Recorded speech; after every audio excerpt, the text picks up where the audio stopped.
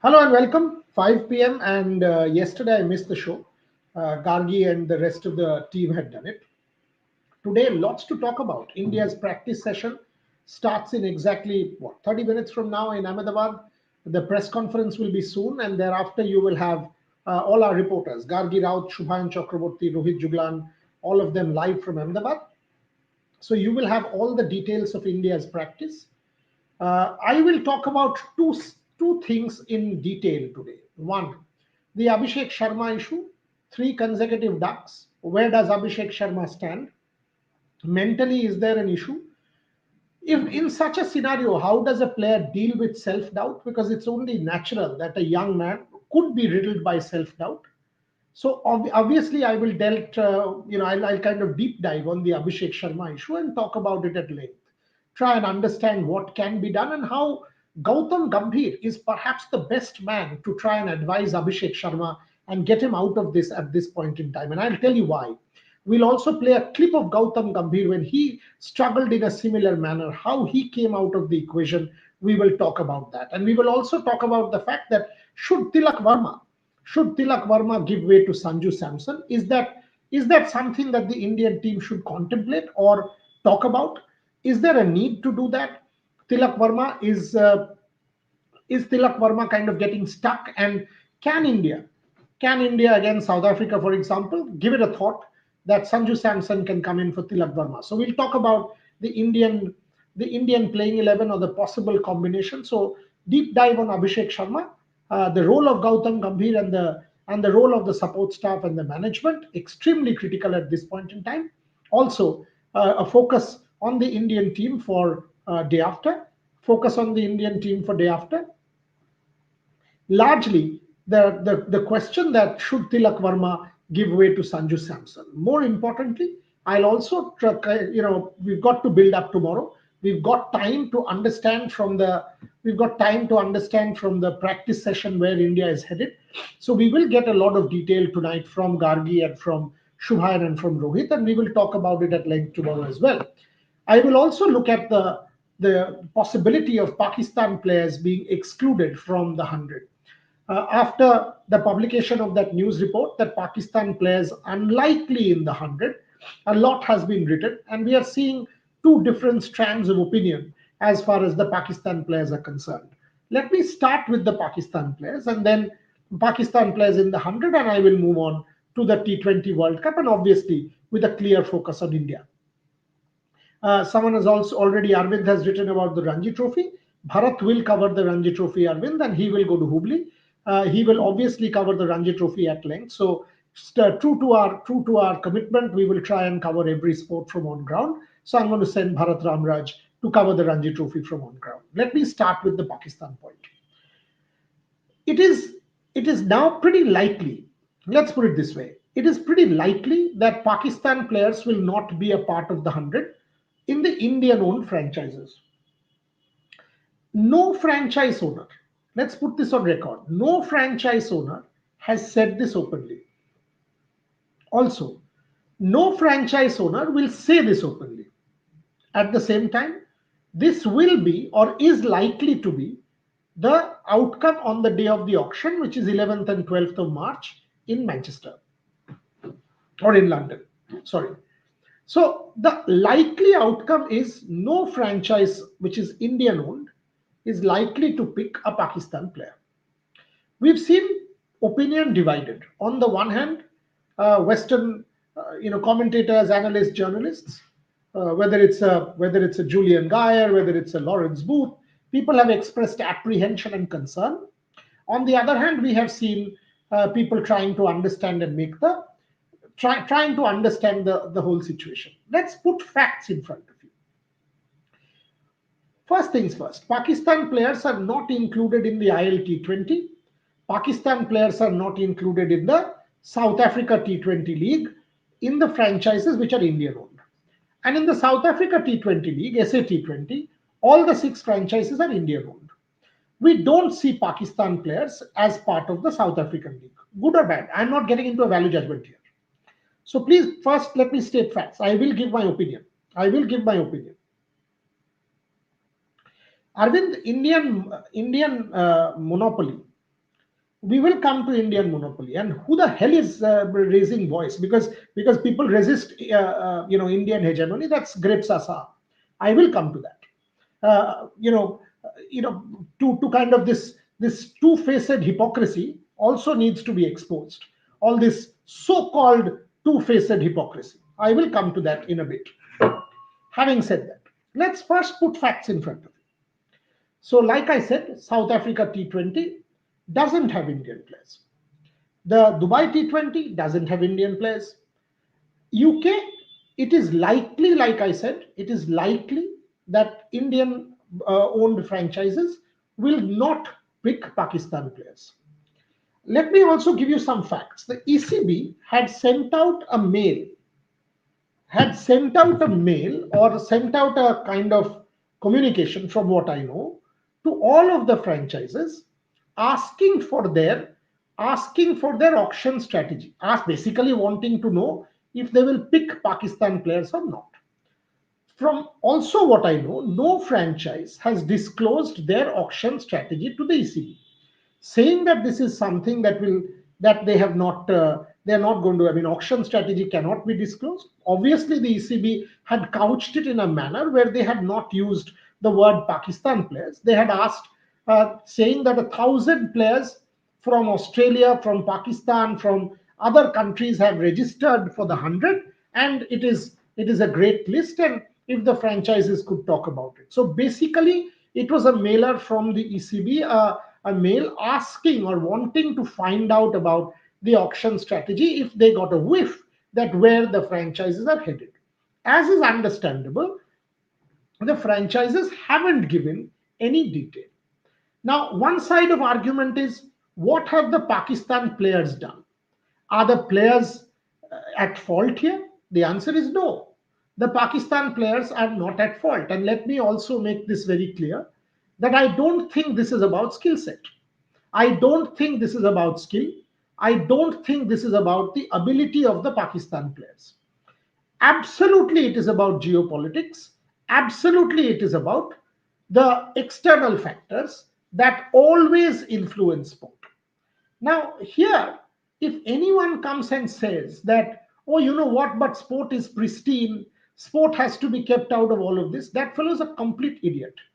Sport has never been devoid of politics. Sport will never be devoid of politics. And this is only natural. Also, there are two parts to this. Pakistan under Shahryar Khan and Pakistan under Mohsin Naqvi. Pakistan under Shahryar Khan shared a really good relationship with the BCCI, even Pakistan under Ehsan Mani. Ehsan Mani was close to the political establishment. Shahryar Khan was part of the political establishment in a way. But under both Shahryar Khan and Ehsan Mani, Pakistan was very close to India. India, Pakistan, we have seen under Mr. Dalmia how they were close. We have seen Dalmia and Mani work together at the ICC. We have seen Dalmia and Shahryar Khan pull off tour after tour. So it's not as if BCCI and PCB haven't worked together. Now the Mohsin Naqvi era. Now here is what the ground reality is. Under the current political dispensation in Pakistan, and multiple players included, Mohsin Naqvi tweets 6-0. He tweets the celebration during the Asia Cup. Mohsin Naqvi was the only board president who backed Bangladesh when Bangladesh selectively, said that India is unsafe. Pakistan premised its selective boycott call in solidarity with Bangladesh when Bangladesh had gone ahead and suggested that India is unsafe to tour, and you've already seen the World Cup happen in India for the last 20 days and it has gone smooth as silk. So here is one man who at every level has upped the ante and won his interior affairs minister hat. During the Asia Cup, someone will say about handshake, Mohsin Naqvi tweeted 6-0. Mohsin Naqvi tweeted that flight celebration. Mohsin Naqvi did all of that as Pakistan Cricket Board chief. I find this behavior roguish. Pakistan, in the current team, there is a Sahibzada Farhan who did that same celebration. There is a Fahim Ashraf who put out what he put out on Instagram against Indian women. There is a Haris Rauf. Now, this is the political backdrop, or this is the context in which the 100 is being played. Which Indian owner, in his rightful mind, will go and pick a Pakistan player? Will you go and pick a Pakistan player and invite backlash in your own country? Will you go and pick a Pakistan player and invite a serious controversy in your own country when you want to play a tournament? Do you want to derail your own preparations by picking a Pakistan player? And now comes quality. Pakistan is a rubbish T20 team, especially against India. We have seen Pakistan's performances, and England is not a country where it will massively help the Pakistan kind of players. A couple of players played in the 100 last year, so it's not as if we are talking about the world's best cricket team here, that without a Pakistan player, your team is very badly weakened. So while on the one hand there is controversy, while on the one hand you are dealing with a country whose board chief tries to politicize 6-0 and flight celebration and Operation Sindoor and all of that stuff, you are trying to deal with players who have done what they have done, whether it's a Haris Rauf, whether it's a Sahibzada Farhan, whether it is a Fahim Ashraf. Why should an Indian team owner go ahead and pick a Pakistan player? Now, the corresponding side argument is UK laws will say that if there is discrimination and if it is proven, if discrimination is proven against a particular country or a particular religion or a particular set of people, it can go against UK law. Now, you know what? This is also about, did UK not know in their rightful mind? Did the ECB not know that the moment, I mean, do they not have the South Africa T20 example in front? Did the ECB not know that Indian owned teams, given the current political ambience, given the current political atmosphere of Operation Sindoor and the aftermath, what happened during the Asia Cup and most recently, that Indian team owners are most likely to shun Pakistan players from playing the 100? It was only natural that the ECB would know. Now, if the ECB says it did not know, then the ECB is naive. Then the ECB is pure and simple naive as far as I am concerned. It is obvious. It is stating the obvious when a news report in the BBC says that in Pakistan players are unlikely to be picked. It is stating the obvious. In the current political context, when Pakistan is led by somebody like Mohsin Naqvi, who has always upped the political ante, there is nothing to suggest that the two countries will come together remotely. There is no handshake. There is nothing. So while you pick a Pakistan player, that Pakistan player, I mean, if you pick a player to play for your team, the basic that you need is a sense of bonding and camaraderie. In the current political climate, that is not possible between India and Pakistan. Now, some people will say this is toxic nationalism.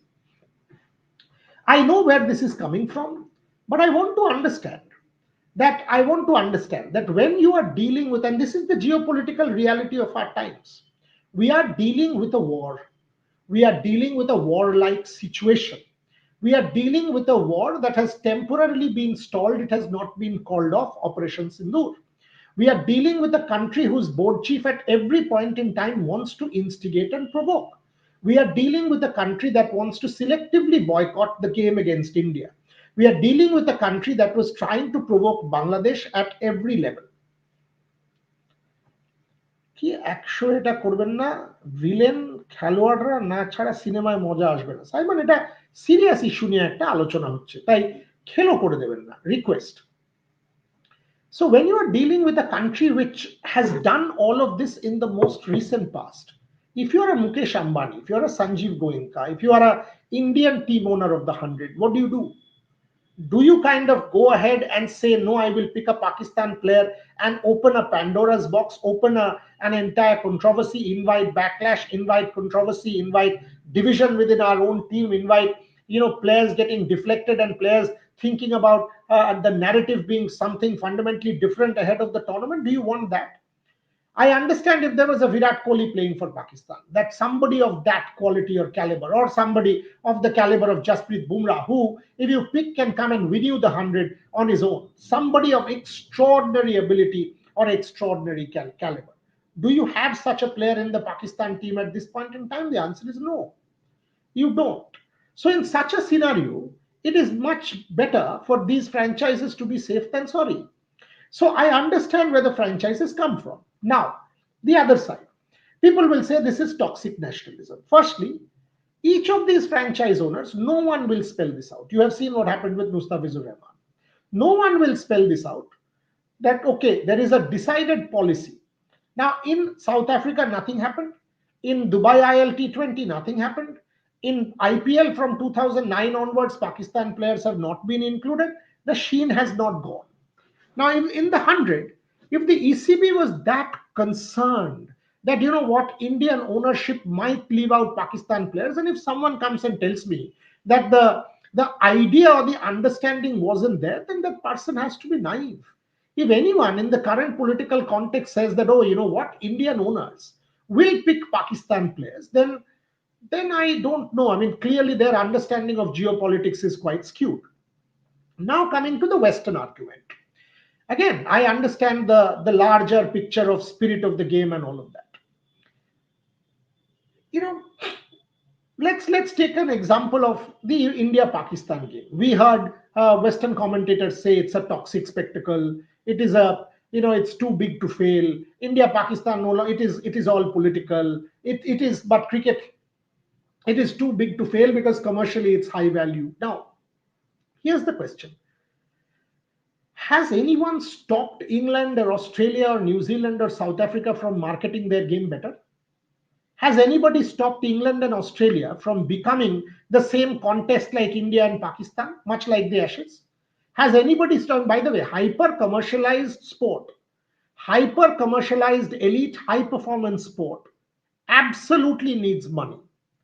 So if India and Pakistan, if Indian board and Pakistan have been able to commercialize this one game, whereby the market forces consume this, fans consume this. ICC has revealed ratings today and they have gone through the roof.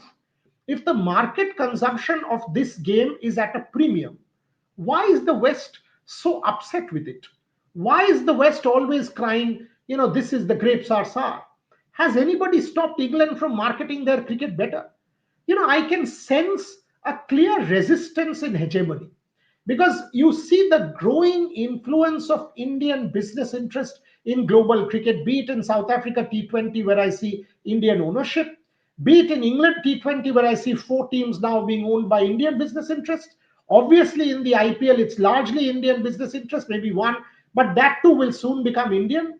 We see in the Dubai T20 also Indian business interest. So while I see global cricket, I see Indian hegemony and Indian soft power growing. When I now see the Western commentary or Western arguments, I sense a degree of deep-seated frustration that this is not something that was expected. I see a sense of deep-seated frustration of resistance towards India and the growing Indian hegemony. Now, you are calling India Pakistan toxic, and I understand why you're saying it. Now, English football is also toxic. The racism is still extremely strongly existent in British society. Coming to it, why have you not? I mean, whether it's the Premier League, it is brilliant as a product. We consume it. Can our football league, the ISL, replace the consumption of the English Premier League in India? And should we resent it? No. This is a world that is driven by market forces. The market forces will decide what to consume and what not. Now, me as a fan will consume the English Premier League well and truly above the Indian ISL. Now, if that is the case, it doesn't mean that there is no racism in England. It doesn't mean that everything is pristine and glorious. It is not. They have marketed the football product well. They have marketed the rugby product well. India has marketed its cricket well. And I can see a growing global hegemony of Indian business interest in global cricket. When I now turn my gaze at Mohsin Naqvi, I see someone who has actually damaged this relationship between India and Pakistan. We have at every step seen Mohsin Naqvi up the ante, the invocation of the field marshal. Take that one simple sentence, और हम जानते हैं field marshal कौन डरता है? अरे, it was a cricket game that was being discussed and decided. Mohsin Naqvi all of a sudden decided to invoke the field marshal. Now, in such a context, how do you how do you take a Pakistan player in your team without inviting controversy and criticism, without inviting a backlash? It is very, I understand the spirit of sport argument, but you know what? Spirit of sport is the biggest lie. India Pakistan in the recent past has never been played in spirit. India Pakistan is no longer going to be, at least in the foreseeable future, a contest that has any spirit attached to it. It is played against the backdrop of geopolitics. Cricketing terms wise, India Pakistan is a no contest because India will win 95 out of 100 times. Contest becomes relevant only because of the politics, and that politics will impact India Pakistan relationships and the inclusion of Pakistan players in the 100. That is the reality of our times. Anyone who wants to go against that ground reality, you are swimming against the tide, and the truth is, possibly you will not be successful. You will not be successful, and that's the that's the ground reality. Is all I will say. In an ideal scenario, obviously I say, things should have been better. Interpersonal dialogue or people to people dialogue should always be welcomed and encouraged. Even now, when I see a Wasim Akram, for example, I go up to him and speak. Even now, when I see someone like a Shahid Hashmi, I did go up to him and speak. I know people will tell me, but you know what, Shahid has said this. Even now, when I see a Ramiz Raja, I do go up to Ramiz, and Ramiz comes up to me or Wasim Bhai, and we have a chat because we go back a long way. But under Mohsin Naqvi, when it is about public spectacle and performance, I don't think that place is there anymore. And the Western commentators, they do not understand the geopolitical reality of India. And they naively say, oh, but this is against the interests of the game. For God's sake, you should have thought about this before selling these franchises to Indian business interests. This is an ECB property. If the ECB says that it did not know the ground reality in India, and they did not know that Indian business houses will not spell out but not pick Pakistan players, then you have not done your due diligence. I am very sorry to say. The ground reality is such that Pakistan players will have to miss out, much like they are missing out from the IPL. I know some people will say, Arey, the IPL belongs to the BCCI, but this is an ECB league. So damn what? Ultimately, no England business interest has been able to come and own a team in the IPL. Multiple Indian business interests have gone to the 100 and picked teams because you need Indian money. You need Indian business to go and take care of your 100 and make that tournament successful. If you do not, then stand on your own feet. And by the way, it was market forces, right? Nobody went and picked a team like that without paying top dollar. Nobody went and just begged for a team and got it. They have got it after fair bidding because Indian business houses are the most strong in terms of money, in terms of commerce, in terms of decision making in the current cricket world. So good or bad, accept it that under current geopolitical conditions, Pakistan players have no future in Indian owned franchises in the 100, and that can be ascribed to the behavior of their own board and their own board chief. For Pakistan board chief to do what he did last September, for Pakistan players to be sucked in, for Pakistan players to do what they did, it is clear evidence that this relationship has gone way too sour and way too south for any Indian team owner to go and pick a Pakistan player. The West can say what they want because they don't understand the ground reality or the geopolitics in South Asia. They will not, there have been 5 wars. You don't even bloody understand what 5 wars are all about. There has been a war last year.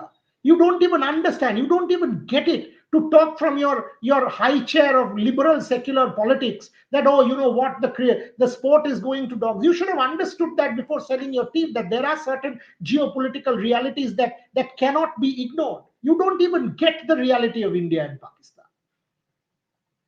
So while it will not be spelled out, I will be, let me put it this way, I will be extremely surprised, and I've got a lot of Pakistani friends, will always have. But given the current political ambience, I will be Shoaib, for example, Wasim Bhai, for example, Shoaib Malik, multiple people in Pakistan are friends of mine. Having said that, I do understand that it is not conducive in the current political climate for an Indian team owner to go and pick a Pakistan player. Not happening. It is not happening. It's as simple as that. Now comes the somebody's asked me about handshake. It's somebody's has mentioned about handshake. Now, when I shake someone's hands, the little that I'm wishing that person is is a polite courtesy. Now, are you going to shake Fahim Ashraf's hands and wish him well? I'll give you an example of what happened in the elevator in Sri Lanka. I was in the elevator with two other Indians and two of my own journalists, Devashish and Shubhayan, and I didn't say a word. It was in my hotel, which was the Cinnamon Life. And can ECB pressure Indian owners have Pakistan players? According to news, ECB investigate. No one can pressure anyone. There is no rule. There is the labor law which says that come and prove it. They will say, according to an ECB had sent out a mail, from what I understand, trying to figure out what the auction strategy is. No team has disclosed their auction strategy, world, whatever your username is. No team is under any compulsion to disclose auction strategy. And they will not. Absolutely, they will not. They will say so and so player does not fit into our team mix. They will not spell out that this is any form of discrimination. This is what soft power is. This is what sport and politics have always gone hand in hand. Let's face it, this is a political call. This is a political call. Can you take it to court? Possibly you can. Go take it to court and prove that this is discrimination. Go take it to court and prove that this is a call that has been motivated by politics. You will have to prove that X team owner has not picked a Pakistan player, being based on politics, based on whatever religion, based on a certain nationality. If you can prove that, only then you have a case. Otherwise, you don't. You will have to take this matter to court and go and argue and prove that this is against the UK law. That certain, based on the 2010 law, that a certain group of people are losing out because they are being discriminated against on nationality lines. Only if you are able to prove that, because nothing has been said on the surface. But that's what I'm trying to explain to you, that it will not be said on the surface. Against the backdrop of what has happened in the last couple of years, I don't find it likely. I do not find it likely that any Indian owned franchise will pick a Pakistan player. To move on to the Indian team now. A lot of people are asking me about Sanju Samson or Tilak Varma. I actually think Tilak Varma should be persisted with. I don't think India should make a change for the Super 8 game. I don't think, I have to say this. I don't think India will make a change in the Super 8 game. I think Tilak Varma deserves another chance. I think Tilak Varma will be persisted with.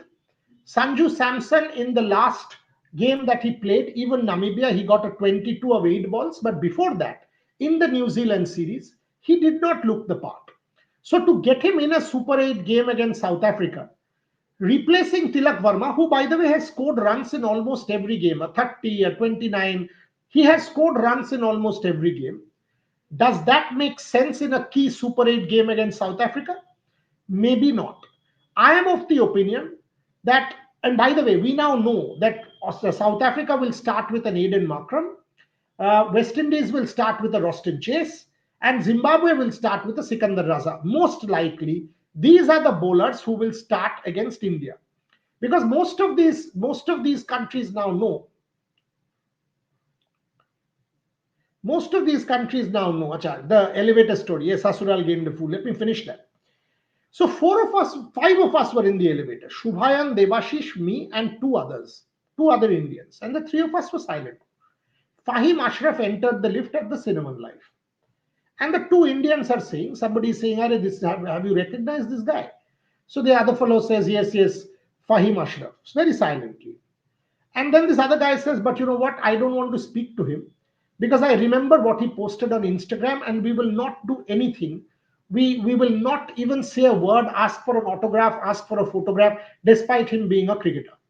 And I'm just quietly observing what is being discussed. Devashish and Shubhan, both journalists, one day before India Pakistan, they could have easily tried to elicit something from Fahim Ashraf, which could have been used as news also.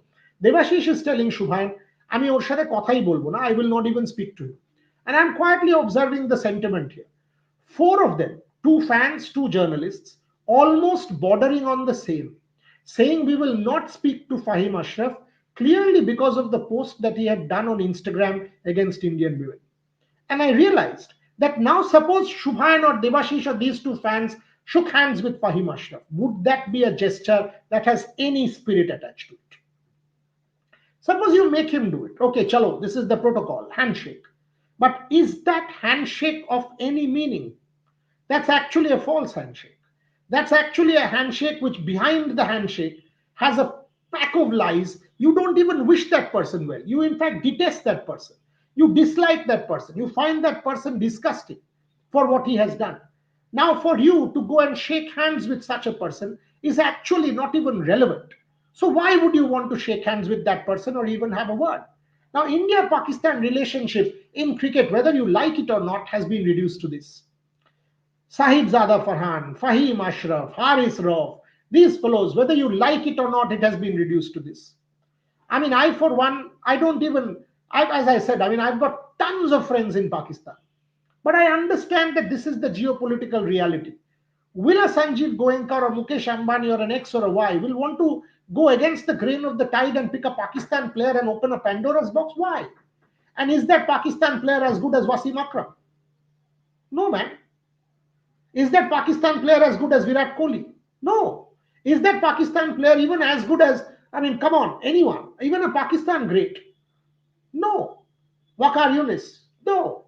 Is Saeed Anwar? No. Anyone? In the recent Shahid Afridi? Is any of your Pakistan players at the moment as good as anybody of these legends? That you can come and win me a game individually on your own? Absolutely not. Take a look at that Pakistan side and you will know what I'm talking about. Shaheen Afridi lost form. Babar Azam doesn't even belong. Look at what happened in Australia. Look at what happened in the World Cup currently. Salman Aga doesn't belong. Sahib Zada Farhan, very average. Saim Ayub, perhaps the only player who may be sort of close to the cut. Not one Pakistan player is even remotely close to being the world's best. When I compare a Pakistan option to, say, a New Zealand option, every sport, an Australian option, a South African option, an English option, and multiple other options. Do I have options or not? I do. So why would I, when I have options, opt for something controversial? Now let's move focus to the Indian match. As I said, as we speak, the Indian press conference will be on, and soon after the press conference, Gargi Raut will be live from Ahmedabad along with Shubhan and Rohit. I think they might do Hindi. Gargi will do English. She will update you on all of the developments that's going on in Ahmedabad, including the practice session. And you will have a clear idea, basis the practice session, if India is contemplating any changes or not. As far as I'm concerned, I don't envisage India dropping Tilak Varma or contemplating also dropping Abhishek Sharma. I think Tilak Varma, and you've got to understand this. Tilak Varma playing the anchor, India still got to about 200 against the Netherlands. Now you will say Shivam Dubey came and hit. Somebody of the Indian team came and hit. Tilak Varma at one point in time held the innings together. Yes, couldn't. And that catch was a stellar one. Had that catch gone for 4, Roll van der Merwe diving and literally flying and taking that catch, I don't think Tilak Varma looked that bad. Against Pakistan, he got stuck, especially against Usman Tariq. He was not able to get the ball out. But otherwise, I don't have a problem. I don't have a problem. I don't have a problem with Tilak Varma at all. Coming to Abhishek Sharma. So is Sanju Samson an option for Tilak Varma? Not at this point, according to me. Whether the Indian think tank will think about it or not think about it, We will see. But if you ask me, I do think Tilak Varma continues as far as yes, Abrar as well. I don't think Tilak Varma at this point in time gets dropped. I do think Tilak Varma merits a spot against South Africa. Who are the spinners from the South African side? George Linder, Keshav Maharaj, Aiden Markram. They will start with an Aiden Markram against an Abhishek Sharma. Now let's face Abhishek Sharma. I think the best person to deal with Abhishek Sharma at this point in time and inspire Abhishek Sharma is Gautam Gambhir. Gautam Gambhir in the 2014 IPL has been through this three ducks, and thereafter he was so insecure and upset with himself because he was, and he was captain of KKR, duck after duck after duck, that in the fourth game or fifth game, he pushed Manish Pandey to go out and open. Manish Pandey got out for a duck, and this one, Gautam Gambhir realized that this was one of his biggest mistakes. He actually had chickened out. He was insecure, and he had pushed Manish Pandey to go out and open. In an interview to me, Gautam had made it very clear that this was the most challenging period of his life, the most challenging decision of his life. He promised to himself that never again will he do anything like pushing someone else when he was the one who was having trouble. In this case, he pushed Manish Pandey under the bus and rolled him over. Manish did not wasn't successful. Gautam realized that that was a mistake to make. In the very next game, he went up the order, connected the first ball for four, and thereafter scored 4 or 5 50s, went on to win the IPL title for KKR. Gautam Gambhir has been there and done that, according to me. Gautam Gambhir has kind of experienced a similar slump and is the best man at this point in time to deal with the situation for Abhishek Sharma. At this level, you don't need to teach someone how to bat. Stupid call. You don't need to teach Abhishek Sharma what to play. You need to have the skills of man management. You need to have the skills of positivity to be able to inspire the guy, to be able to explain what can go through, because I am sure he will be riddled with self-doubt. There will be negativity. Gautam has to get that negativity out of the way. Gautam has to get entirely the self-doubt out of the way and inspire Abhishek Sharma to do what he did some games earlier. Let me play you a clip of this Gautam Gambhir interview, how Gautam dealt with these three ducks. You will understand what I'm talking about. Neil, can I play the Gautam Gambhir clip, please? Experience what I've experienced, which is probably starting 2014 IPL with three ducks. It can't get worse than that for anyone. So probably that is extreme pressure. Pressure is not when I was playing Pakistan in 2007 because I had runs under my belt. Pressure was not when I was playing Sri Lanka in 2011. I still had runs behind my back. But then imagine starting 2014 IPL, that also in Dubai, where you start the first three games with a duck and then you scored one in the fourth game. And I remember we were staying at Ritz-Carlton. And obviously when I scored my third duck, and we were just probably roaming around, and a lot of people were talking about my form and stuff. And I remember telling them that you should not even talk about my form because I don't even know what kind of a form I am in, because I've literally faced 5 or 6 deliveries in 3 games. The form is when you struggle for 20 or 30 balls and you're not able to hit the ball in the middle. And the only time I've probably, as a captain in KKR, and I have no shame, I've never, the only time I actually probably in my 7 years of KKR captaincy where I felt ashamed of myself as a leader was when I actually in the 4th game promoted Manish Pandey to open the batting, and I batted at number 3 because he was scoring runs at number 3 and I wasn't. I did not even score a run, and he got a duck and I got 1. And I remember going back to Trevor Bayliss and telling him that I think it's time for me to drop myself. And he said that why? I said because I think this is the first time as a leader I'm ashamed of myself that I was trying to probably protect myself. A leader does not protect himself. I think a leader is someone who should be the first one taking the bullet, not probably sending someone else to take a bullet. And then he said, give yourself one more game. And I remember I was in absolute extreme pressure. We were playing against Rajasthan Royals, 5th game, and me and Bisla opening the batting, and Bisla came to me and told me that, can I face the first ball? I said, irrespective of what happens, I think I'm going to face the first ball. I'm absolutely ashamed of myself, what I did in the previous game. Today is the day where I'm going to face the first ball, whatever happens. And that was the only time where I was in extreme pressure, and I promised myself that I'm going to still look to hit the ball. First ball, it was Kane Richardson with I smashed it for 4. So that was probably, that is what is called mental strength. I did not have that one game before that, but yes, because I was so ashamed of myself, I could not sleep the whole night for whatever I did as a leader. But the next day, I promised myself for before the next game that irrespective, I'm going to still look to hit the first ball if it's in my area, and I'm going to back myself. So what if I don't score runs? I might. The worst thing that can happen is I will drop myself as a leader, and that I should be absolutely capable of doing it. See, this is what I was talking about. This is exactly what Abhishek Sharma is going through at this point in time. For Gautam Gambhir to be there, to be able to tell Abhishek Sharma this, to be able to give his own example is the best thing that is possible for Abhishek Sharma.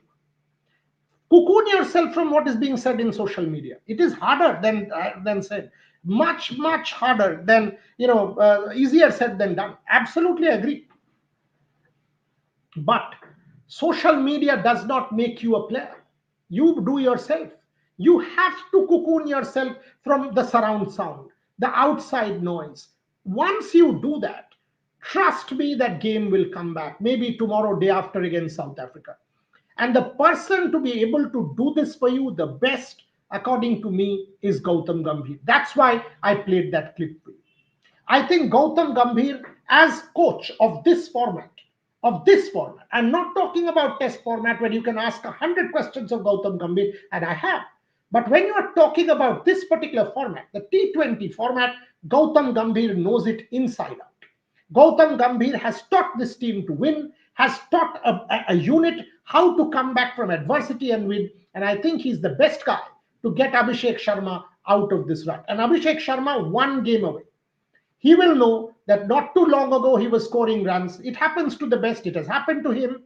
Anyone will go through this. This is sport. It is real and not real. Things change. It has for Abhishek Sharma, someone who could do no wrong, all of a sudden can't get runs and not score a single run. That's how sport is. You cannot take sport for granted. And Abhishek Sharma will come out a better player and a better human being as a result of this. Trust me.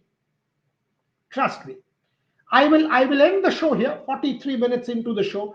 I've got multiple other meetings to do. And by the way, folks, each one of you watching, I just visited our studio. Last 20 days of work. On the 15th of March, we will be launching our studio, Trailblazers Conclave, 14th, 15th, 16th, 17th of March, our biggest ever event. Studio gets launched, two whole floors, state of the art, magical.